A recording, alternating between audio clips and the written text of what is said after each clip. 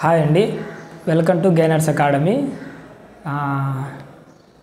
ఇక్కడ మనము సంజ్ఞానాత్మక వికాస దశలలో మొదటి క్లాస్ను కంప్లీట్ చేసుకోవడం అనేది జరిగింది.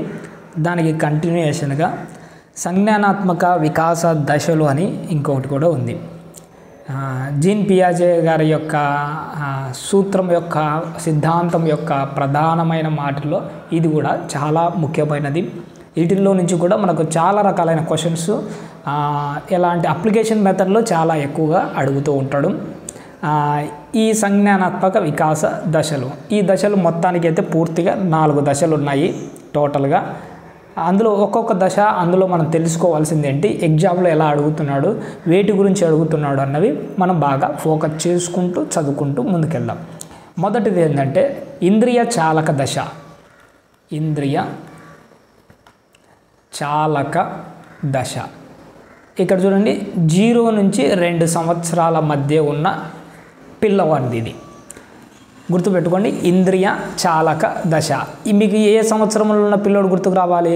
అప్పుడే పుట్టిన పిల్లోడు నుంచి 2 ఏళ్ల వరకు ఉన్న ఈ పిల్లల యొక్క ప్రతిస్పందనలు, వాని యొక్క పనులు ఎలా ఉంటాయి, వీటన్నిటిని ఇందులో మనము కవర్ చేసుకోవడం అన్నది జరుగుతుంది.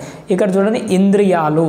ఇంద్రియాలు అంటేనే గుర్తుపెట్టుకోండి, మనకు ఉపయోగిస్తున్న అవయవాలు అంటే కాళ్ళు కానీ చేతులు కానీ నాలుక చెవులు, వీటిని ఏమంటారంటే మనము ఇంద్రియాలు అంటాం. మన అవయవాలను ఉపయోగించి చేసే పనులు. ఇందులో మనకు ఏంటంటే ఇంద్రియ చాలక దశలో కూడా మళ్ళీ కొన్ని సబ్ హెడ్డింగ్స్ ఉన్నాయి, అందులో మనం తెలుసుకోవాల్సింది. ఈ ఇంద్రియ చాలక దశలోనే మళ్ళీ ఇంకా కొన్ని ఉన్నాయి, వాటిని గురించి తెలుసుకోవాలి మనం.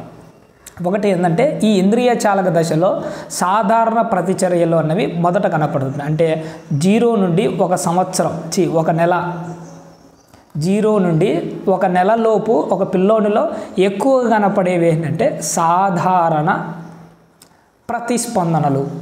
సాధారణ ప్రతిస్పందనలు అంటే ఏంటంటే ఈ 0 నుండి 1 నెల మధ్య ఉన్న వారి పిల్లల్లో సాధారణ ప్రతిస్పందన అంటే ఏంది? ఆకలి వేసింది అనుకోండి, ఆడు ఏడవడం. ఏదైనా అసౌకర్యంగా అనిపించింది అనుకోండి నిద్రపోయేటప్పుడు, అప్పుడు కూడా ఏం చేస్తుంటాడు? వాడు ఏడవడమే చేస్తుంటాడు. వాడికి ఏడవడం తప్ప ఇంకేం రాదు. అంటే ఈ 0 నుండి 1 నెల మధ్య సాధారణ ప్రతిస్పందనలు అన్నవి కనపరుస్తూ ఉంటాడు.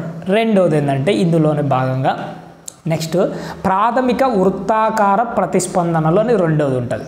ప్రాథమిక వృత్తాకార ప్రతిస్పందనలు.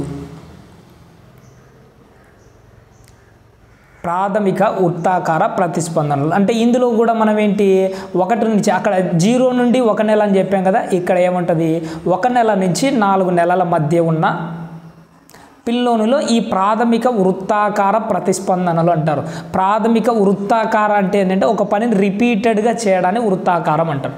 అంటే 1 నుంచి 4 నెలల మధ్య వాడికి ఏదైతే సంతృప్తి కలిగించే ఒక పని ఉంటుందో చూసినారా, అది పదే పదే చేస్తుంటాడు. ఉదాహరణకు అనుకోకుండా వాడు ఉన్నట్టుండి నోట్లో వేలు పెట్టుకుంటాడు. నోట్లో వేలు పెట్టుకుంటే వాడికి కాస్త సంతృప్తిగా అనిపించింది అనుకోండి, ఆ పనిని పదే పదే చేస్తుంటాడు. ఈ 1 నుంచి 4 నెలల మధ్య ఉన్న ఈ పిల్లోడు ఏం చేస్తాడంటే తనకు ఇష్టమైన పనులను పదే పదే చేస్తుంటాడు. వీటిని ఏమంటారంటే ప్రాథమిక వృత్తాకార ప్రతిస్పందనలు అని అంటారు. నెక్స్ట్ చూడండి, మూడవది ఇందులో ద్వితీయ వృత్తాకార ప్రతిస్పందనలు. ద్వితీయ వృత్తాకార ప్రతిస్పందనలు. ద్వితీయ వృత్తాకార ప్రతిస్పందనలు అంటే ఏంటంటే 4 నుంచి 8 నెలల మధ్య ఉన్న ఈ పిల్లోడు. అంటే మొత్తం ఇదంతా ఇంద్రియ ప్రచాలక దశ ఏంది, 0 నుంచి 2 సంవత్సరాల మధ్య కదా. ఒక్కొక్క స్టేజ్లో వాడు ఎలా ప్రవర్తిస్తాడో వాడు ప్రవర్తన ఆలోచన చేస్తున్నాం. ఇక్కడ చూడండి, ద్వితీయ వృత్తాకార ప్రతిస్పందనలు ఏ వయసులోంచి 4 నుంచి 8 నెలల మధ్య ఉన్న ఈ శిశువులో ఇవి కనపరుస్తూ ఉంటాడు. ఏది, తన దృష్టికి తన సొంత శరీరం నుండి ఇతరుల వస్తువుల వైపుకు, అంటే ఇది తన దృష్టిని, వాడి యొక్క ఫోకస్, వాని వేలు నోట్లో పెట్టుకుంటాడు చూసిందా, ఆ వేళ్ళ నుంచి తన శరీరం మీద నుంచి ఫోకస్ను ఇతర వస్తువుల వైపు మళ్ళిస్తూ ఉంటాడు. ఇతర వస్తువులు అంటే ఏంటి, తనకి ఇష్టమైన ఒక వస్తువు ఏదైనా ఒక గల్లు అనేది ఏదన్నా గిలక ఉన్నదనుకోండి, ఆ గిలకను ఏం చేస్తుంటాడు, దాన్ని పైకి కిందికి ఆడిస్తూ ఉంటాడు. ఆడించడం వల్ల ఏంటి, సౌండ్ వచ్చింది అనుకోండి, దాని వల్ల వాడు సంతృప్తి చెందితే అదే పని పదే పదే చేస్తుంటాడు. వీటిని ద్వితీయ వృత్తాకార ప్రతిస్పందన. ప్రాథమిక వృత్తాకార ప్రతిస్పందనలు అనేవి తనకి ఇష్టమైన పని తన శరీరంతో మాత్రమే చేస్తాడు. నోట్లో ఏళ్ళు పెట్టుకోవడానికి సంతృప్తి కలిగించింది అనుకోండి, పదే పదే ఆ పని చేస్తుంటాడు. ఇక్కడ సొంత శరీరం నుంచి ఫోకస్ వస్తువుల మీదకి మళ్ళిస్తాడు. అర్థమవుతుందా?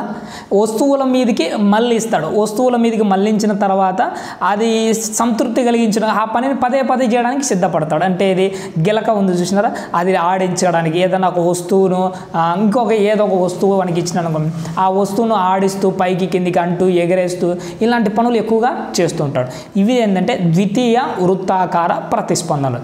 ఇందులో ఇంకొకటి కూడా మనం నేర్చుకోవాల్సింది ఏంటంటే ద్వితీయ వృత్తాకార ప్రతిస్పందనల సమన్వయం అని ఒకటి ఉంటుంది. ద్వితీయ వృత్తాకార ప్రతిస్పందనల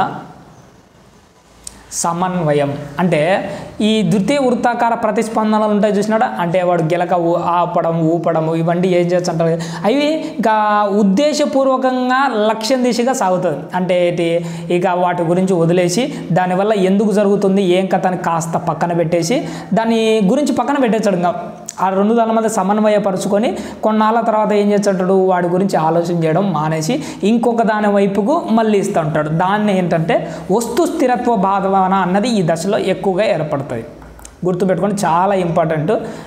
వస్తు స్థిరత్వ భావన ఎగ్జామ్లో ఎన్నోసార్లు అడిగిన బిట్ ఏమని అడుగుతాడు, వస్తు స్థిరత్వ భావన ఒక పిల్లవాడికి ఏ దశలో కలుగుతుంది అని అడుగుతాడు. ఇంద్రియ ప్రచాలక దశ.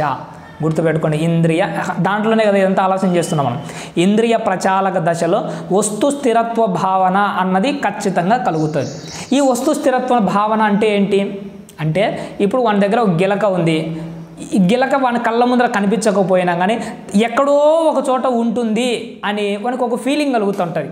నా దగ్గర లేకపోయినా ప్రజెంట్ ఇది ఎక్కడో ఒకసారి ఉంటుంది, వాళ్ళ అమ్మ ఉంటుంది, వాళ్ళ అమ్మ కళ్ళ ముందర కనిపించలేదు అనుకో, కళ్ళ ముందర కనిపించకుండా మా అమ్మ ఎక్కడో ఉంటుంది ఇంట్లో, ఏడిస్తే వాళ్ళమ్మ వస్తుంది అని మనకి తెలుసు. దీన్ని ఏమంటారంటే వస్తు స్థిరత్వ భావన అంటాడు. అంటే గిలక నా దగ్గర లేదనుకో, ఎక్కడో ఒకసారి ఉంటుంది, ఏడిస్తే మా అమ్మ తెచ్చి ఇస్తుంది. ఇప్పుడు మా అమ్మ కళ్ళ ముందర లేదంత మాత్రం ఎప్పటికీ లేకుండా పోతే ఎక్కడో ఒకసారి ఉంటుంది, నేను ఏడుస్తూనే వస్తుంది అని ఈ ఫీలింగ్ ఏమంటారంటే వానికి వస్తు స్థిరత్వ భావన అని అంటారు. ఈ వస్తు స్థిరత్వ భావన దేనికి సూచికగా ఉంటుందంటే స్మృతికి చిహ్నం. స్మృతి అంటే ఏంది, జ్ఞాపకం. జ్ఞాపకానికి చిహ్నంగా మనం మాట్లాడచ్చు. ఎందుకంటే వాడు జ్ఞాపకం ఉంది కాబట్టిగానే పదే పదే ఏడిచి మొత్తానికి తనకు కావాల్సింది తెచ్చుకుంటున్నాడు కదా. అంటే ఈ స్మృతికి ఈ వస్తు స్థిరత్వ భావన అన్నది ఒక సూచనగా మనకు కనబడుతూ ఉంటుంది. నెక్స్ట్ 5వది ఏంటంటే తృతీయ వృత్తాకార ప్రతిస్పందనలు. దీంట్లోనే తృతీయ వృత్తాకార ప్రతిస్పందనలు చేయడం అనేది జరుగుతుంది. ఇది ఎక్కడ 12 నుంచి 18 నెలల మధ్య. 12 నుంచి 18 నెలల మధ్య. ఇందాక ఒకటి చెప్పడం మర్చిపోయాను, ద్వితీయ వృత్తాకార ప్రతిస్పందనలు ఎక్కడ చేస్తాడు, 8 నుంచి 12 నెలల మధ్య చేస్తూ ఉంటాడు. ఇందాక పైన చెప్పాను కదా, అది 8 నుండి 12 నెలల మధ్య చేస్తాడు. ఈ ప్రతిస్పందనలు 12 నుంచి 18 నెలల మధ్య ఉన్న, అంటే 2 సంవత్సరాలకు ఇక దగ్గర పడుతున్నాడు వీడు. ఈ వయసులో ఈ నెలలలో మధ్యలో వీళ్ళలో కనపడేవి ఏంటంటే తృతీయ వృత్తాకార ప్రతిస్పందనలు. ఇందులో ఏం చేస్తుంటాడు, ఒక నవ్యత జిజ్ఞాసతో కూడిన దిశగా దీన్ని మాట్లాడచ్చు. నవ్యత జిజ్ఞాస దశగా దీన్ని మాట్లాడారు. ఎందుకంటే కొత్తగా కాస్త డిఫరెంట్గా ఆలోచన చేస్తుంటాడు. దీని మధ్య తేడా ఏంటో గమనిస్తూ ఉంటాడు. ఎలా, ఉదాహరణకు ఒక వస్తువు ఉంటుంది, వస్తువులన్నీ నేల మీద పడేసి పగలు కొడుతుంటాడు. అంటే గ్లాస్ పగలు కొట్టినప్పుడు ఒక సౌండ్ వస్తుంది, బొమ్మ పగలు కొట్టినప్పుడు ఒక సౌండ్ వస్తుంది, కుర్చీ పైనుంచి పడేసినప్పుడు ఇంకొక సౌండ్ వస్తుంది అని ఏం చేశాడు, వాటి మధ్య తేడాను గమనించడానికి అలవాటు పడ. అందుకోసమే ఇలాంటి వస్తువులు పైనుంచి పదే వేయడానికి మనవాడు ఇంట్రెస్ట్ చూపిస్తూ ఉంటాడు. వీటిని ఏమంటారు, తృతీయ వృత్తాకార ప్రతిస్పందనలు అంటారు. ఇలా వస్తువులు కింద పడేసి సౌండ్ గమనించడం, అది ఒక ఆటగా భావించి పదే పడేస్తూ ఉంటాడు వాడు. అంతే, ఇవి ఏంటి? తృతీయ వృత్తాకార ప్రతిస్పందనలు అని అంటారు. ఇంకొకటి స్కీమాల అంతరంగీకరణం అని ఇందులో ఇంకొకటి కూడా ఉంటుంది. స్కీమాల, ఇది పాయింట్ కాదు, ఒక సబ్ హెడ్డింగ్ మాదిరి మీకు అర్థం కావడానికి చెప్తున్నాను. స్కీమాల అంతరంగీకరణం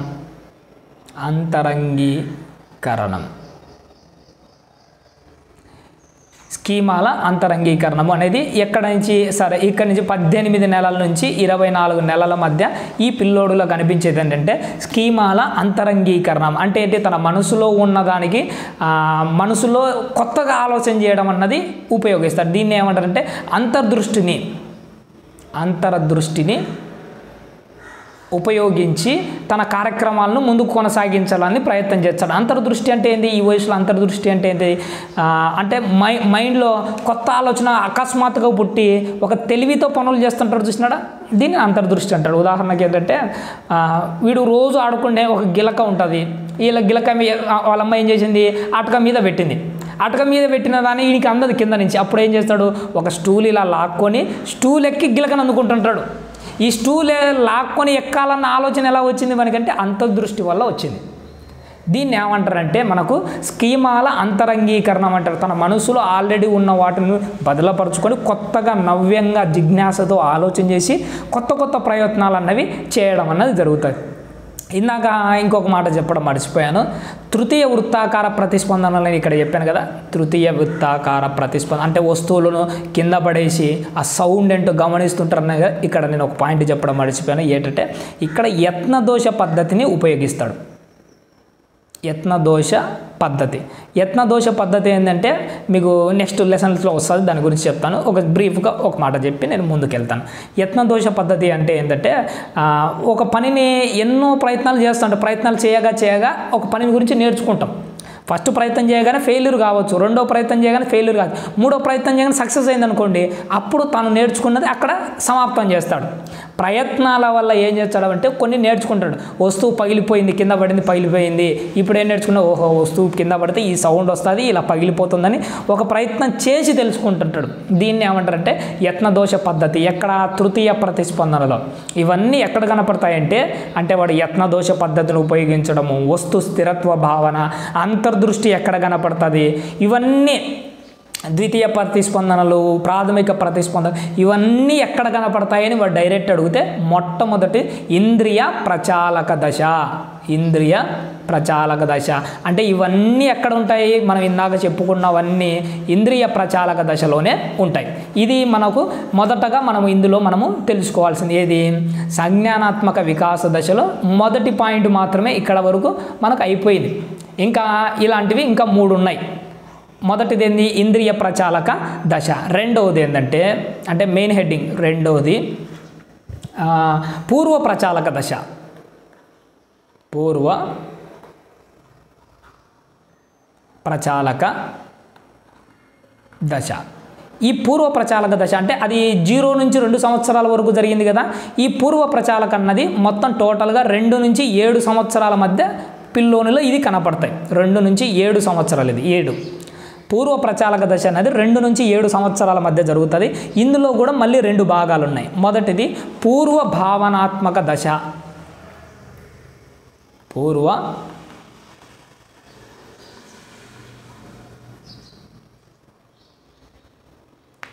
పూర్వ భావనాత్మక దశ. పూర్వ భావనాత్మక దశ అనేది 2 నుంచి 4 సంవత్సరాలు. మొత్తం ఇది టోటల్గా 2 నుంచి 7 సంవత్సరాల మధ్య. మొదటిది ఏంది? పూర్వ భావనాత్మక దశ అన్నది 2 నుంచి 4 సంవత్సరాల మధ్య ఉన్న వాటిలో జరుగుతుంది. ఇక్కడ ఒక పాయింట్ ఉంది. పూర్వ భావనాత్మక దశలో ఇక్కడ భాషా వికాసం చాలా వేగంగా జరుగుతుంది. భాషా వికాసం అన్నది చాలా వేగంగా జరుగుతుంది. ఇక్కడ ఏంటి? తను ఏదైతే అనుకుంటున్నాడో ఊహా చిత్రాల ఆధారంగా వాటి గురించి ఆలోచనలు కొనసాగిస్తుంటాడు. అంటే ఇది మనసులో వాళ్ళ ఊహలు ఆలోచన చేసుకుంటూ తను అనుకున్న దాన్ని కొనసాగిస్తూ ఉంటాడు. ఇక్కడ ఏంది? వస్తువుల గురించి వాటి పోలికల ఆధారంగా వర్గీకరణ చేయడం అనేది జరుగుతుంది. ఇది ఇలా ఉంది అంటే ఇది బొమ్మ, ఇది మా అమ్మ, ఇలాంటిది ఏదన్నా మా అమ్మ చపాతీలు చేసే దాన్ని ఏదో అంటారు సర్లే ఏదో మనకు తెలియదు గుర్తుకు రావట్లే కానీ ఇదే ఈ దీనికి అట్లకర్రన సరే ఏదో అట్లకర్రకు అలాగే ఆ బొమ్మకు తేడా వస్తువుల యొక్క రూపాలను చూసి ఓహో ఇది అది అని ఈ రెండు దాళ్ళ మధ్య తేడాలు అలాగే ఆలోచనలు ఇవన్నీ ఎక్కడ జరుగుతాయి పూర్వ భావనాత్మక దశలో జరుగుతుంటాయి ఈ పూర్వ భావనాత్మక దశలో రెండు పరిమితులు ఇవి అంటే పిల్లోనిలో జరుగుతున్న ఇబ్బందికరమైన వాతావరణం అనుకోండి ఈ పరిమితులు రెండు పరిమితులు ఉన్నాయి ఏంటి ఆ పరిమితులు అంటే మొదటిది సర్వాత్మకవాదము చాలాసార్లు అడిగాడు సర్వాత్మకవాదం అంటే సర్వానికి ఆత్మ ఉందని భావించడం ఒకే మాటలో అంటే ప్రతి దానికి ప్రాణం ఉందని భావించడాన్ని సర్వాత్మకవాదం అంట ప్రతి దానికి ఏంటి బొమ్మకు కూడా ప్రాణం ఉందన్న ఫీలింగ్ ఏంటి బొమ్మకు ప్రాణం ఉందని చెప్పేసి ఏం చేస్తాడు దానికి స్నానం చేయొచ్చు అంటాడు అమ్మాయి స్నానం చేయొచ్చు అంటుంది జడలేచ్చు అంటుంది పెరుగన్నం తినిపించు ఉంటుంది అన్నీ చేస్తుంటుంది బొమ్మకు ఎందుకు నిద్రపుచ్చుతుంటుంది జోల పడుతూ ఉంటుంది ఎందుకు అలా ఫీల్ అవుతుందంటే ఆ బొమ్మకు ప్రాణం ఉందని ఫీల్ అవుతుంది ఈ దాంట్లో ఇంకొకటి ఏంది తుపాకీ పట్టుకొని ఎదుటి వాళ్ళని కాలుస్తూ ఉంటాడు అర్థమవుతుందా ఇంకా కుర్చీ మీద కూర్చొని కుర్చీని గుర్రం మాదిరి ఫీల్ అయిపోయి టక్ టక్ అని పైకి కిందికి ఊపుతుంటాడు చూసారా ఇవన్నీ ఏంటి ఎందుకు కుర్చీని ఎలా అనుకున్నాడంటే కుర్చీకి గుర్రం మాదిరి ప్రాణం ఉందని ఫీల్ అవుతుంటాడు వీటిని ఏమంటారంటే సర్వాత్మకవాదం అంటారు తుపాకీ కర్రను పట్టుకొని తుపాకీ అని ఫీల్ కావడము ఇలాంటివన్నీ ఇలాంటివన్నీ ఎక్కువగా కనపడుతుంటాయి ఇవి కాదు ఇందాక చెప్పినాను కదా సర్వాత్మకవాదం అంటే ప్రతిదానికి ప్రాణం ఉంది బొమ్మలకు ప్రాణం ఉంది ఒక వస్తువుకు ప్రాణం ఉంది బొమ్మ గుర్రానికి ప్రాణం ఉంది అనేది సర్వాత్మకవాదం ఇక్కడ ఏం కనపడుతుంటాయి ఇందాక మిస్టేక్ చెప్పాను ఊహాత్మక క్రీడలు ఇక్కడ ప్రారంభమైంది ఇక్కడ ఊహాత్మక క్రీడలు అంటే ఏంటి ఇప్పుడు కుర్చీని గుర్రంగా భావించి టక్ టక్ మన ఆడించడం ఇదేంటి ఊహాత్మక క్రీడ రెండోది ఏంటి తుపాకీ ఉంటుంది చూసినారా బొమ్మ తుపాకీ దాన్ని పెట్టుకొని వాడు ఎదుటి వాళ్ళని కాల్చినట్టు ఫీల్ అవుతుంటాడు అర్థమవుతుందా దీన్ని ఏమంటారు ఊహాత్మక క్రీడలు అని దీని గురించి మాట్లాడుతుంది ఇందులో మళ్ళీ ఇంకా మనం నేర్చుకోవాల్సింది ఇంకొకటి ఏంటంటే ఎప్పుడు వీళ్ళు చూడని పులుల్ని ఎప్పుడు చూసిండరు ఈ వయసులో సింహాలను ఎప్పుడు చూసిండరు దయ్యాలను ఎప్పుడు చూసిండరు చూడకపోయినా కానీ వాటి గురించి అవి అలా ఉంటాయి ఇలా ఉంటాయని కథలుగా మాట్లాడుతూ ఉంటారు ఈ దశలో సర్వాత్మకవాదము ఈ దశలో ఉంటారు ఈ దశలో ఇవన్నీ మనకు పరిమితులుగా కనపడతాయి సర్వాత్మకవాద దశలో ఏమేమి కనపడతాయి సర్వాత్మకము అంటే ఏంది ప్రతి దానికి ప్రాణం ఉంది అని బొమ్మకు అన్నం తినిపించా ఉంటారు చూసినారా బొమ్మకు అన్నం తినిపి సర్వాత్మకవాదం ఇందులో రెండోది ఏంది ఊహాత్మక క్రీడలు అంటే ఏంటి బొమ్మ తుపాకీ ప్రాణం ఉన్నట్టు భావించి కాలు చంటారు ఎదుటి వాళ్ళని ఇదేంటి ఊహాత్మక క్రీడలు కుర్చీని గుర్రంగా భావించి పైకి కిందికి ఊపుతూ టకా అని ఆడుకుంటుంటారు చూసినారా వీటిని ఏమంటారంటే ఊహాత్మక క్రీడలు ఇందులో ఇంకొకటి ఏంది వాళ్ళ కళ్ళ ముందర ఎప్పుడూ కనిపించని పులుల గురించి దయ్యాల గురించి వీటి గురించి మాట్లాడితే వీళ్ళు ఎప్పుడు చూసినాడు ఆ దయ్యాలను కానీ మనం ఇప్పటికి కూడా ఏం చూసిండం లేండి సినిమాలో చూసే ఉంది అనుకోవాల్సిందే తప్ప రియాలిటీలో అయితే మనం ఎప్పుడు చూసిండం ఆ వయసులో ఏంటంటే ఎప్పుడు చూడని వాటి గురించి మాట్లాడుతూ ఉంటాడు పూర్వ భావనాత్మక దశలో ఇది ఒక పరిమితి రెండో పరిమితి కూడా ఇంకొకటి ఉంది ఏంటంటే అహం కేంద్రవాదం అని ఒకటి ఉంటుంది అహం కేంద్రవాదం ఇందాక పైన చెప్పినది సర్వాత్మకవాదం అని ఏమని అడుగుతాడు సర్వాత్మకవాదం అనేది బాలులో ఏ దశలో కనపడుతుంది అని అడుగుతాడు పూర్వ ప్రచాలక దశ వీటన్నిటి గురించి చాలా బాగా నేర్చుకోవాలి అహం కేంద్రకవాదం అనేది రెండోది అహం కేంద్రకవాదం అహం అంటే ఏంటంటే ప్రపంచమంతా నా చుట్టే తిరుగుతూ ఉంది నేనే అంతా నాకు మించిన వాళ్ళు ఎవడు లేడు అన్న ఫీలింగ్ని ఏమంటారంటే అహం కేంద్రకవాదం అంటాడు ఈ రోడ్డు మీద నడిచేటప్పుడు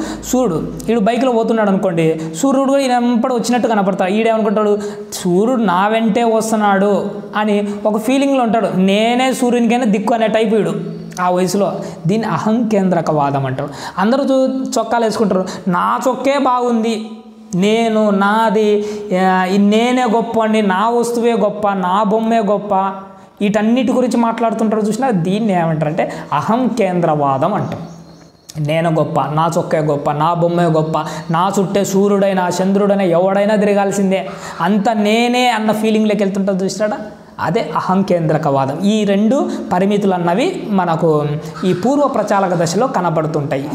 ఏ దశలు ఇవి? పూర్వ ప్రచాలక దశలో ఏంటంటే ఈ లోపాలు సర్వాత్మకవాదం, ప్రతిదానికి ప్రాణం ఉందని, ఊహాత్మక క్రీడలు, ఇలాంటివన్నీ కనపడుతుంటాయి. రెండోది అహంకేంద్రకవాదంలో అంతా నాదే, సూర్యుడు చంద్రుడు నా చుట్టే తిరుగుతున్నాడు, వీటన్నిటి గురించి మాట్లాడుతుంటాడు ఎక్కడ?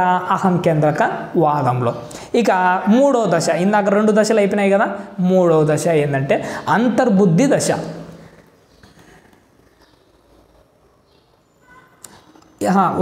ఫస్ట్ రెండోదే కదా అయిపోయింది. ఇందాక పైన చెప్పాను, ఏం చెప్పాను? అది పూర్వ భావనాత్మక దశ, పూర్వ ప్రచాలక దశలోనే మొదటిది అయిపోయింది, పూర్వ భావనాత్మక దశ అంటారు. మూడోది కాదు, ఇక్కడ రెండవది పూర్వ. లాస్ట్లో ఇవన్నీ ఒకటేసారి ఏ దాని కింద ఏమేమి వచ్చేటి ఒకటి నేను టేబుల్ మాదిరి చెప్తాను, ముందు దీని భావాన్ని ఆలోచన చేయండి, చివరిలో చెప్తాను, ఏం ప్రాబ్లం లేదు. ఏ దాని కింద ఏంటేంటి వస్తాయి. నెక్స్ట్ అంతర్బుద్ధి దశ. అంతర్బుద్ధి దశ అన్నది 4 నుంచి 7 సంవత్సరాల మధ్య జరుగుతాయి. అంటే ఇది మొత్తం పూర్వ ప్రచాలక దశ 2 నుంచి 7 సంవత్సరాల మధ్య. ఇంతకుముందుది 2 నుంచి 4 ఏళ్ళ మధ్య చెప్పినాము, ఇప్పుడు 4 నుంచి 7 ఏళ్ళ మధ్య జరుగుతున్న వాటి గురించి మాట్లాడేది. ఇందులో ఏంటంటే అంతర్బుద్ధి దశ. అంతర్బుద్ధి దశ ఏంటంటే ఈ దశలో వస్తువులను పోల్చడము, భేదాలు కనుక్కోవడము, ఈ వస్తువు ఎలాంటిది అలాంటిదని గుర్తించి చర్యలు మెరుగ్గా చేయగలుగుతూ ఉంటాడు. నెక్స్ట్ ఇందులో ఈ అంతర్బుద్ధి దశలో ఇంకొకటి ఏంటంటే సమస్యను పరిష్కరించే సామర్థ్యం ఉన్నప్పటికీ దాన్ని ఎక్స్ప్లెయిన్ చేసే సామర్థ్యం ఈయన దగ్గర ఉండదు. ఒక సమస్య ఇచ్చానుకోండి, దాన్ని సాల్వ్ చేస్తాడు, కానీ అది ఎందుకు అని ప్రశ్న చేస్తే దాన్ని వివరించే సామర్థ్యం ఈయన దగ్గర ఉండదు. అంటే ఇప్పుడు 5 × 2, 5 2 ఎంతరా అంటే 10 అంటాడు. 10 ఎందుకు వచ్చిందిరా అని చెప్తే వాడు వివరించి చెప్పలేడు. ఓకే, అర్థమవుతుంది కదండి. ఇందులో అంటే ఒక సమస్యను దాన్ని సాల్వ్ చేయడం తెలుసు, కానీ ఎలా జరిగిందని ఎక్స్ప్లెయిన్ చేయమంటే చేయలేడు. దీన్ని ఏమంటారు? అంతర్బుద్ధి దశ అంటారు. అంతర్బుద్ధి దశలో ఇది జరుగుతూ ఉంటుంది. ఇందులో మనకు పైన కొన్ని లోపాలు ఉన్నాయని చెప్పాం కదా, పూర్వ భావనాత్మక దశలో 2 పరిమితులు ఉన్నాయని చెప్పాం కదా. ఏంటంటే సర్వాత్మకవాదము, ఒకటి అహంకేంద్రకవాదం. ఇందులో కూడా అంతర్బుద్ధి దశలో కూడా 2 పరిమితులు కనబడుతుంటాయి. ఏంటంటే ఆ 2 పరిమితులు, ఒకటి ఏంటంటే పదిలపరుచుకునే భావన లోపము. పదిలపరుచుకునే భావన లోపం. పదిలపరుచుకునే భావన లోపం అంటే ఏంటంటే ఒక బాటిల్లో 200 ml లేదంటే ఒక 100 ml బాటిల్ తీసుకున్నాం. ఒక బాటిల్ 100 ml ఏదైనా కూల్ డ్రింక్ కానీ ఏదైనా తీసుకున్నాం. ఈ 100 ml ఉన్న కూల్ డ్రింక్ని ఏం చేసామంటే వాడి ముందర ఒకటి వెడల్పుగా ఉన్న గ్లాసు, అంటే ఇది గాజు గ్లాస్ అనుకోండి, ఒకటి పొడవుగా ఉన్న గాజు గ్లాసు. ఈ 100 ml ఏం చేసామంటే ఒక 100 ml పొట్టిగా ఉన్న గ్లాసులో నింపాం కూల్ డ్రింక్, ఇంకొక 100 ml అదే 100 mlతో పొడవుగా ఉన్న గ్లాసులో నింపాం. వాని కళ్ళ ముందర ఈ ప్రయోగం చేస్తున్నాం. ఇప్పుడు ఈ రెండింటిని చూపించి ఎందులో కూల్ డ్రింక్ ఎక్కువ ఉందిరా అంటే వాడు ఏం చెప్తాడంటే ఈ దశలో వాడు ఈ పెద్దగా పొడవుగా ఉంచిన దీంట్లో కూల్ డ్రింక్ ఎక్కువ ఉంది అనుకుంటారు. అంటే ఈయన భావం ఏంటి? ఎక్కువ ఉంది కాబట్టి ఇందులో ఎక్కువ ఉంది అనుకుంటారు, కానీ 2 దాంట్లో 100 ml పోసినట్టు 2 ఈక్వల్ అని మాత్రం వీడు చెప్పలేడు. దీన్ని ఏమంటారు? పదిలపరుచుకునే భావన లోపం అంటారు. ఒకే సైజులో చక్కెర ఉంటుంది, ఒకే సైజులో ఒక కేజీ చక్కెర ఉంటుంది. ఒక దాంట్లో ఒక చిన్న పళ్ళెంలో ఈ కేజీ చక్కెర వేసాం, ఒకటి వెడల్పైన పళ్ళెంలో ఇదే కేజీ చక్కెర వేసాం. చిన్న దాంట్లో వేసింటే ఇది తక్కువ ఉంది, పెద్ద దాంట్లో వేసినా కూడా ఇది ఎక్కువ ఉంది అని చెప్తాడు. అంటే ఈ లోపాన్ని ఏమంటారంటే పదిలపరుచుకునే భావన లోపము అంటారు. దీనికి కారణం ఏంటంటే ఏకమితి. చాలా ఇంపార్టెంట్. పదిలపరుచుకునే భావన లోపానికి కారణం ఏంటి అంటే ఏకమితి. ఏకమితి అంటే 2 దానిలో ఉన్న క్వాంటిటీ ఒకటే అని తెలియకపోవడం మనకి. ఇక్కడ ఒకే కేజీ ఉంది, ఇక్కడ 100 ml ఉంది, ఒకే క్వాంటిటీ ఒకే రేషియో ఉందని మనకు అర్థం కావట్లే. ఇది చిన్న ప్లేట్లో ఉందంటే చిన్నది, పెద్ద దాంట్లో ఉందంటే పెద్దది అని ఇలా చెప్తాడు తప్ప వాడు ఆ ఫీలింగ్లోకి 2 ఒకటే అన్న ఫీలింగ్లోకి వెళ్ళలేకపోవడం. దీనిని ఏకమితి అని అంటారు. ఏకమితి భావన లోపం వల్ల ఈ పదిలపరుచుకునే భావన లోపం అన్నది వానిలో ఏర్పడుతూ ఉంటుంది. నెక్స్ట్ పై కాస్త స్క్రోల్ చేస్తాను. నెక్స్ట్ రెండోది ఏంటంటే ఇందులో ఇంకొక లోపం విపర్యాత్మక భావన. విపర్యాత్మక భావన లోపం. విపర్యాత్మక భావన లోపం అంటే ఏంటంటే ఏదైనా ఒక సత్యమైన ప్రవచనం ఉందనుకోండి, మొదటి నుంచి ఇలా వెళ్ళినా కానీ వెనకల నుంచి ఇలా వచ్చినా కానీ రెండు ఒకటే అని వాడు గ్రహించలేకపోవడం. అదే అంటే ఏంటి, ఒక సత్యమైన ప్రవచనము మొదటి నుంచి కరెక్ట్ అయినప్పుడు వెనక నుంచి మళ్ళీ రిటర్న్ వచ్చినా కానీ ఆ సత్యమైన ప్రవచనం కరెక్టే, ఆ సత్యమే అవుతుందని వాడు గ్రహించలేకపోవచ్చు. ఉదాహరణకి ఏంటంటే, ఇప్పుడు ఒక గుండ్రని మట్టి ముద్ద ఉంది, పచ్చి గుండ్రని మట్టి ముద్ద ఉంది, దాన్ని మనం ఏం చేస్తాం, సాగదీసి ఇలా వెడల్పైన మట్టి ముద్దగా చేస్తాం. ఇప్పుడు ఈ వెడల్పుగైన మట్టి ముద్దగా చేసిన మనం దీన్ని తిరిగి మళ్ళీ గుండ్రంగా మార్చొచ్చు అని మనకి అర్థం కాకపోవడం. అంటే దీన్ని ఏం చేసాం, మళ్ళీ రౌండ్గా చేసి మళ్ళీ గుండ్రంగా చేయొచ్చు కదా, చేయొచ్చు, కానీ ఇలా రివర్స్లో ఆలోచన చేయడం వీనికి రాదు. దీన్ని ఏమంటారంటే విపర్యాత్మక భావన లోపం అన్నది అంటాం. అంటే ఉదాహరణ ఇంకొకటి ఉదాహరణ, 12 × 5 ఎంతరా అంటే వాడు 60 అని చెప్తాడు. ఇప్పుడు 60 రావాలంటే వేటిని హెచ్చించాలంటే దానికి చెప్పలేడు మళ్ళీ. అంటే ఒక వన్ వేలో మాత్రమే ఆలోచన చేస్తాడు, రివర్స్లో ఆలోచన చేయమంటే చేయలేడు. ఇప్పుడు సీత అనే ఒక అమ్మాయి ఉంటుంది, ఈ సీత నీకేమవుతుందిరా అని అనుకో, మా అక్క అంటాడు. సీతకు నువ్వేమవుతావురా అని రివర్స్లో అడిగితే దానికి సమాధానం చెప్పాడు. అర్థమవుతుందా? అంటే వీడు వన్ వేలో మాత్రమే సమాధానం చెప్పగలడు కానీ రివర్స్లో సమాధానం చెప్పలేడు. దీన్ని విపర్యాత్మక భావన లోపం అంటారు. దీనికి కారణం ఏంటని కూడా అడుగుతాడు. దీనికి కారణం ఏంటంటే కేంద్రీకృత ఆలోచన. కేంద్రీకృత ఆలోచన అంటే ఒక కోణంలోనే ఆలోచన చేయడాన్ని కేంద్రీకృత ఆలోచన అంటే వన్ వేలో మాత్రమే వీడు ఆలోచన చేయగలడు కానీ రివర్స్లో ఆలోచన చేయలేడు. దీన్ని ఏమంటారంటే విపర్యాత్మక భావన లోపం అంటారు. కారణం ఏంటంటే కేంద్రీయ ఆలోచన. ఇందులో 2 లోపాలు ఉన్నాయి కదా చెప్పాను. ఏంటంటే పదిలపరుచుకునే భావన లోపము, విపర్యాత్మక భావన లోపము. ఇక లాస్ట్ది ఇందులో మనము మూర్త ప్రచాలక దశ అనేది ఇంకొకటి ఉంది. అంటే లాస్ట్ కాదు, 3వది. మెయిన్ హెడ్డింగ్లలో ఇది 3వది. అన్నీ ఒకటేసారి రాస్తానులేండి, అంతా చెరిపేసి ఏం ప్రాబ్లం లేదు. నెక్స్ట్ 3వది ఏంటంటే మూర్త ప్రచాలక దశ.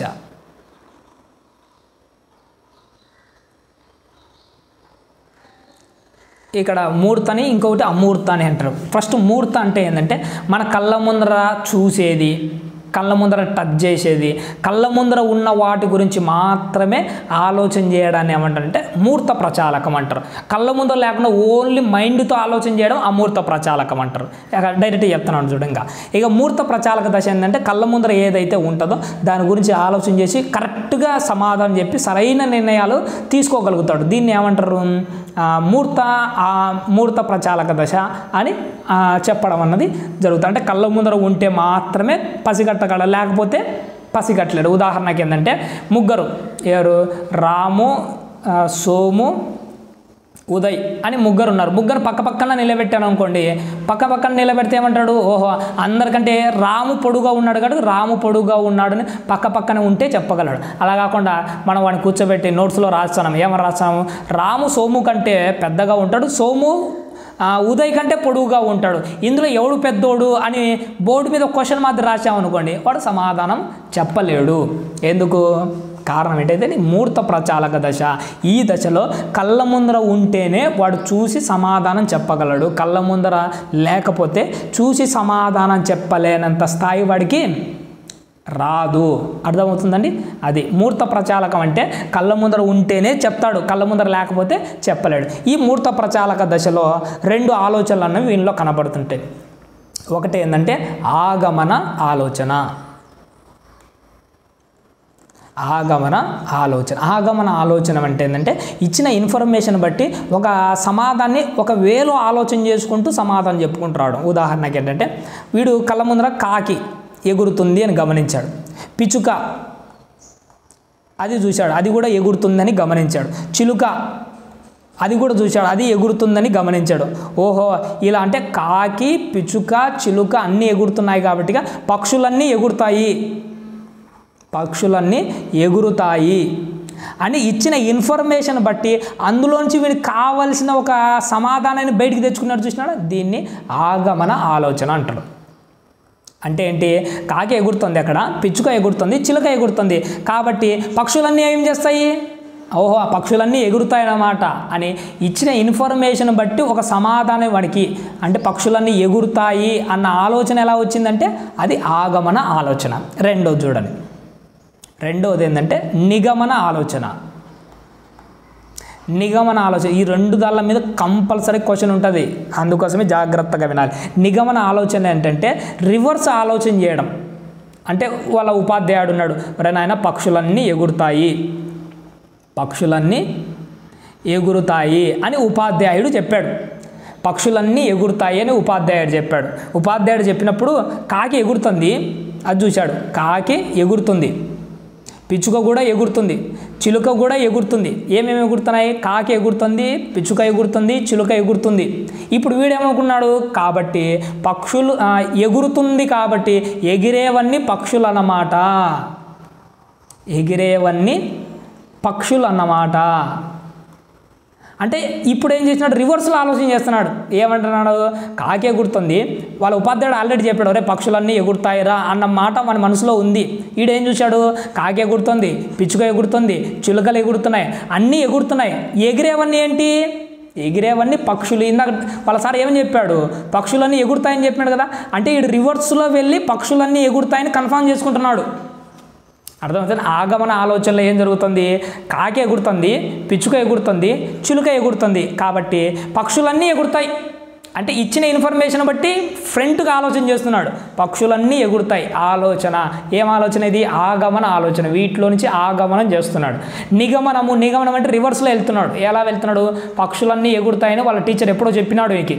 చెప్పినప్పుడు వీడు పక్షులను గమనించినాడు. కాకి ఎగురుతుంది, పిచ్చుక ఎగురుతుంది, చిలుక ఎగురుతుంది, ఎగిరేవన్నీ పక్షులు అన్నమాట అని ఎక్కడికి వచ్చినాడు? మళ్ళీ మొదటికి వచ్చినాడు. అంటే రివర్స్ ఎన్నిక ఆలోచన చేసుకుంటూ మొదటికి వచ్చినాడు. ఇలా రివర్స్ ఎన్నిక ఆలోచించుకుంటూ రావడాన్ని నిగమన ఆలోచన అంటాడు. ఆగమన ఆలోచన అంటే ఫ్రంట్గా ఆలోచన చేయడం, గుర్తుపెట్టుకోండి. నిగమన ఆలోచన అంటే రివర్స్గా ఆలోచన చేసి వాడు అనుకున్న సమాధానాన్ని బయటికి తీసుకురావడం. ఎక్కడ? ఇది మూర్త ప్రచాలక దశలో ఈ రెండిట్లో నుంచి కంపల్సరీగా క్వశ్చన్ అన్నది అడుగుతూ ఉంటాడు. ఓకేనండి. ఇంకా నెక్స్ట్ లాస్ట్ది ఏంటంటే అమూర్త ప్రచాలక దశ. అమూర్త ప్రచాలక దశ అంటే ఇందులో మనం నేర్చుకోవాల్సింది ఏం పెద్దగా ఏం లేదు. మన ఆలోచన జ్ఞానం అనేది ఒక గొప్ప స్థాయికి రావడాన్ని ఏమంటారంటే అమూర్త ప్రచాలక దశ అంటారు. అమూర్తం అంటే ఏంటంటే మన కళ్ళ ముందర కనిపించకపోయినా కానీ ఆలోచనలతో ఆ సమస్యను సాల్వ్ చేయడం.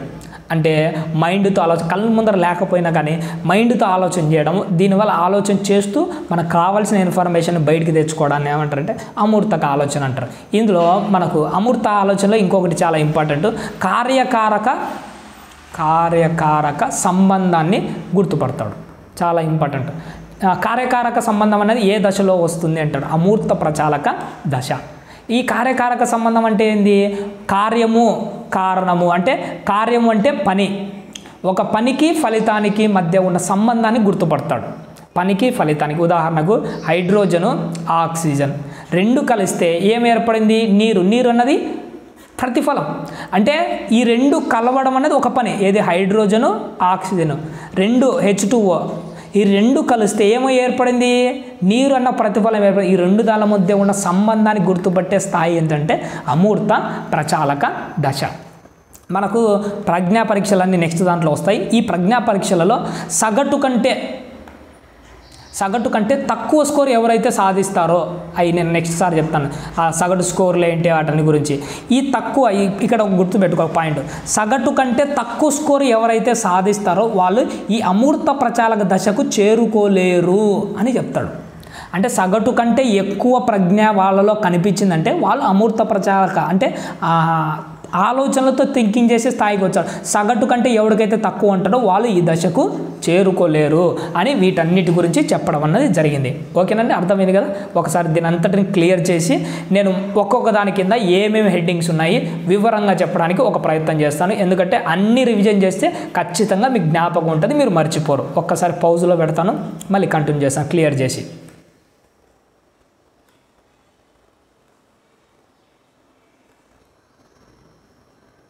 ఓకేనండి, అన్నీ క్లియర్ చేశాను. ఇక్కడ చూడండి ఏ దాని కింద ఏ ఉంటాయి. ఈ సంజ్ఞానాత్మక వికాస దశలో మొత్తం ఓవరాల్గా 4 రకాలు ఉంటాయి టోటల్గా మెయిన్ హెడ్డింగ్స్. మొదటిది ఇందులో 4గిట్లో ఒకటి ఏంటంటే ఇంద్రియ చాలక దశ. ఇంద్రియ చాలక దశ. ఈ దశ ఎక్కడి నుంచి ఉంటుంది? 0 నుండి 2 సంవత్సరాల మధ్య ఉంటుంది. ఇందాక చెప్పాను కదా. ఈ ఇంద్రియ చాలక దశలో కూడా మళ్ళీ కొన్ని సబ్ హెడ్డింగ్ ఉన్నాయి.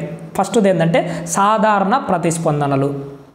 సాధారణ ప్రతిస్పందనలు ఏంటంటే ప్రతిదానికి ఏడవడం ఏడు, అంటే 0 నుండి 1 నెల మధ్య ప్రతిదానికి అసౌకర్యంగా ఉన్నా ఏం చేసినా ఏడవడమే జరుగుతుంది. దీన్ని సాధారణ ప్రతిస్పందనలు అంటారు. రెండోది ప్రాథమిక వృత్తాకార ప్రతిస్పందనలు. ప్రాథమిక వృత్తాకార ప్రతిస్పందనలు. ఏంటి ప్రాథమిక వృత్తాకారం అంటే? వృత్తాకారము అంటే ఏంటంటే రిపీటెడ్గా ఒక పని చేయడం. ప్రాథమికంలో ఏం జరుగుతుంటుంది? వాని అవయవాలతోనే వాడే తిరిగి అదే పని చేస్తుంటాడు. అంటే నోట్లో వేలు పెట్టుకునే దానివల్ల సంతృప్తి కలిగింది అనుకోండి, పదే నోట్లో వేలు పెట్టుకుంటుంటాడు. దీన్ని ప్రాథమిక వృత్తాకార ప్రతిస్పందన అని అంటారు. రెండోది ద్వితీయ వృత్తాకార ప్రతిస్పందన. ద్వితీయ వృత్తాకారం అంటే తన శరీరం మీద ఫోకస్ మానేసి వస్తువుల మీదకి ఫోకస్ మళ్ళిస్తాడు. అంటే గిలకలు పట్టుకొని పైకి కిందికి ఊపుతుంటాడు చూసినట్టు, అది సంతృప్తి కలిగిననుకోండి పదే దానిని చేయడం అనేది జరుగుతుంది. నెక్స్ట్ 4వది ఏంటంటే ద్వితీయ వృత్తాకార ప్రతిస్పందనల సమన్వయం.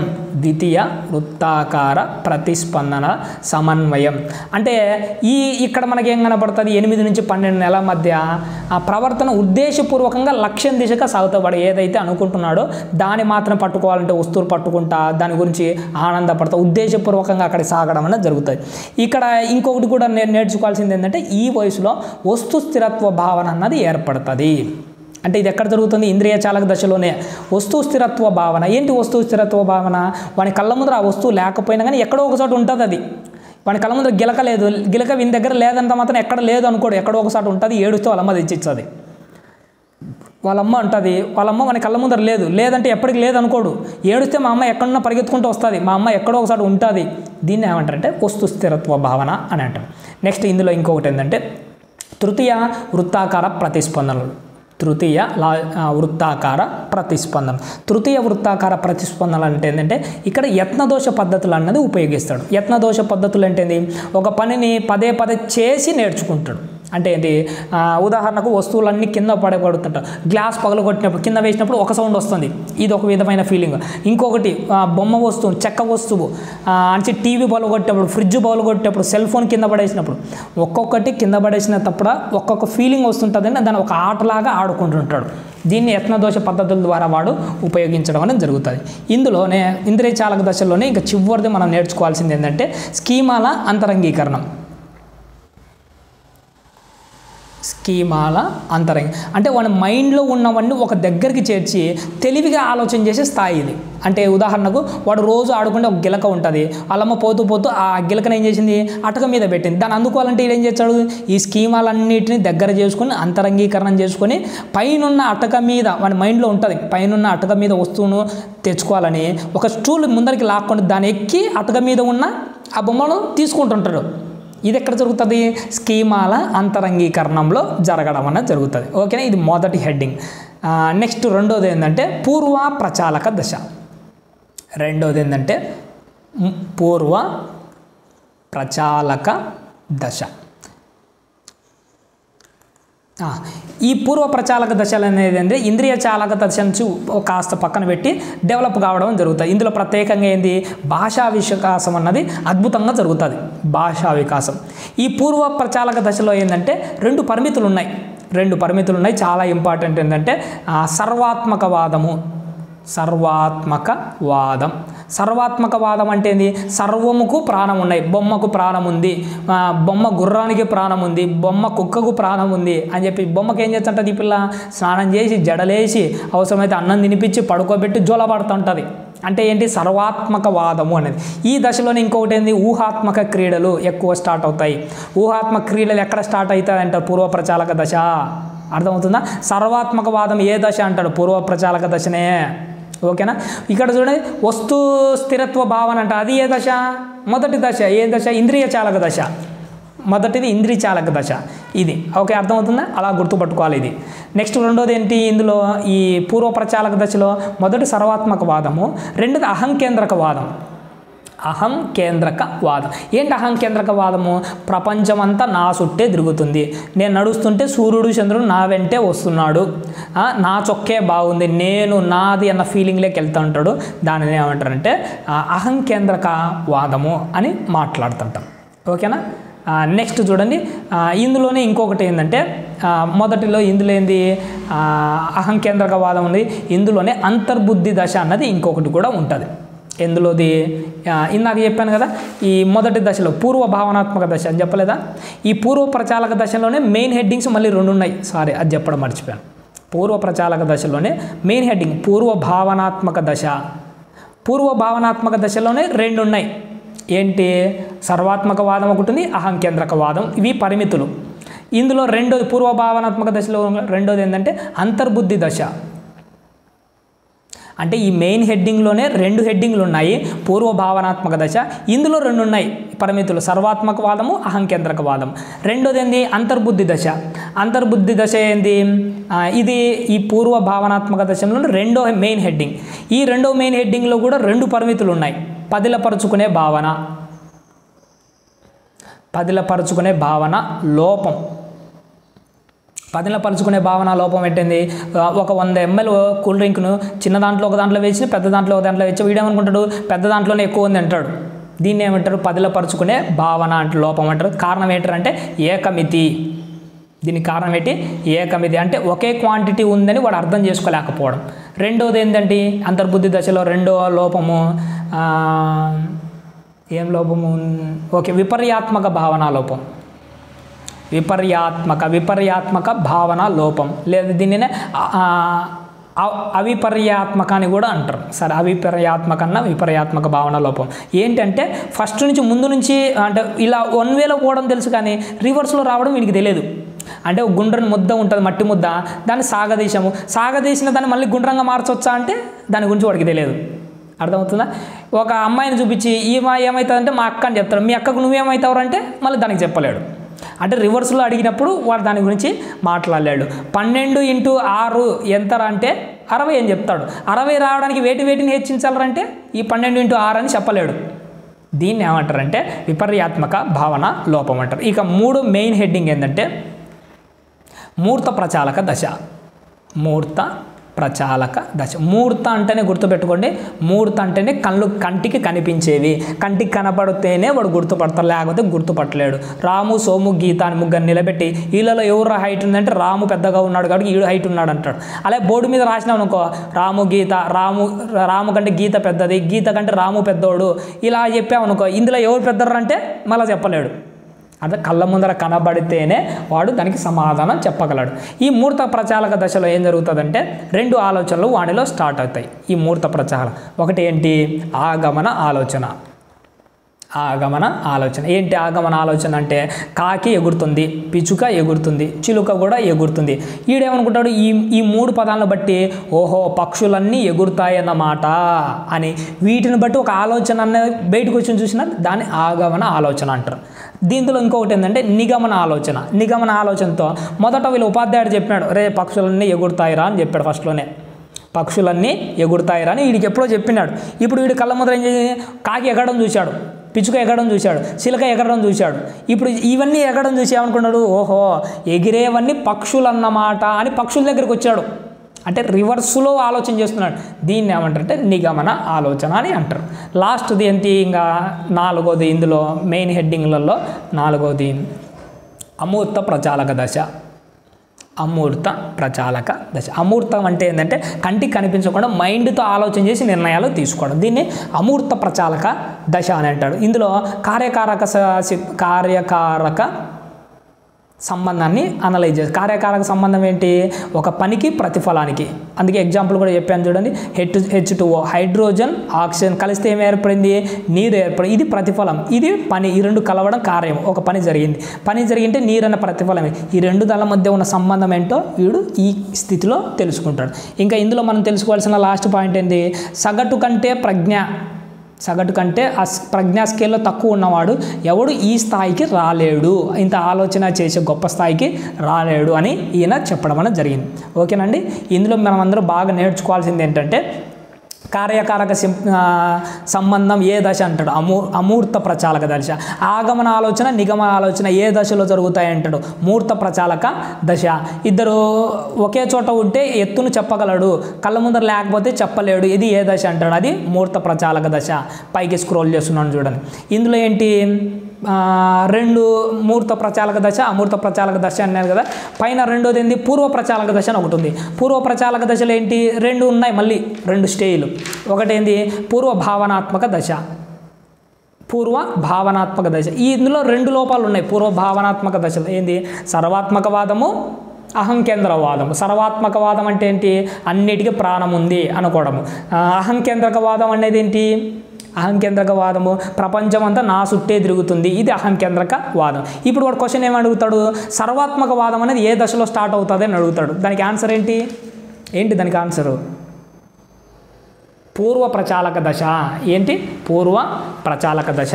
అలా కాకుండా అంతర్బుద్ధి దశ అనే ఇంకొకటి కూడా. అంతర్బుద్ధి దశలో కూడా రెండు లోపాలు ఉన్నాయి. ఒకటి పదిలపరుచుకునే భావన లోపం, విపర్యాత్మక పదిలపరుచుకోవడం అంటే ఏంది, ఒకే ఉన్న దాంట్లో కూల్ డ్రింక్లో పోతే చిన్న దాంట్లో ఉండేది తక్కువ, పెద్ద దాంట్లో ఉండేది ఎక్కువ అని చెప్తాడు. దీన్ని పదిలపరుచుకునే భావన లోపం. కారణం ఏంటి, ఏకమితి. విపర్యాత్మక, ఫ్రంట్ నుంచి ఆలోచన చేయడం కానీ రివర్స్ అడిగితే దాని గురించి చెప్పలేడు, దీన్ని విపర్యాత్మక ఆలోచన. ఎగ్జామ్లో ఏమని అడుగుతాడు, పదిలపరుచుకునే భావన విపర్యాత్మక ఆలోచన అన్నది ఎక్కడ దొరుకుతుంది అని అంటే అంతర్బుద్ధి దశ అన్నది ఉండేది, అంతర్బుద్ధి దశ పెట్టాలి. ఒకవేళ ఇదే కాకుండా అంతర్బుద్ధి దశ లేకుండా డైరెక్ట్ ఇచ్చినాడు అనుకోండి, పూర్వ ప్రచాలక దశలోనే ఇవన్నీ సబ్ హెడ్డింగ్ కదా, పూర్వ ప్రచాలక దశలోనే ఉంటుంది. లాస్ట్ది ఏంది, మొదటిది అన్నిటికంటే ఫస్ట్లో ఉండేది ఇంద్రియ చాలక దశ. ఇందులో మనకు సాధారణ ప్రతిస్పందనలు, ప్రాథమిక, ద్వితీయ, తృతీయ, వస్తు స్థిరత్వ భావన, వీటన్నిటి గురించి నేను చెప్పుకుంటూ వచ్చాను. ఇదే ఇంకా క్లాస్ ఆలస్యం అవుతుంది. ఒకవేళ అర్థం కాకపోతే 1-2 సార్లు పెట్టుకొని వినండి, ఎందుకంటే చాలా క్వశ్చన్స్ వీటిలో మనకు రిపీటెడ్ అవుతూ ఉంటాయి. కాబట్టి వీటిని గురించి బాగా తెలుసుకోండి, నేర్చుకోండి. నేను చెప్పిన ప్రతి పాయింట్ మీరు నోట్ చేసుకుంటా ఆలోచన చేస్తుంటే ఈజీగా అర్థమవుతుంది. మీరు నోట్ చేసుకుంటా జస్ట్ వింటా ఉన్నారంటే మర్చిపోతారు అంతే. ఓకే, అర్థమైంది కదండి. అని నోట్ చేసుకుంటున్నాలి, రాసుకుంటూ నేర్చుకోవాలి, అప్పుడు ఈజీగా అర్థమవుతుంది. థ్యాంక్ యూ అండి, థ్యాంక్ యూ వెరీ మచ్.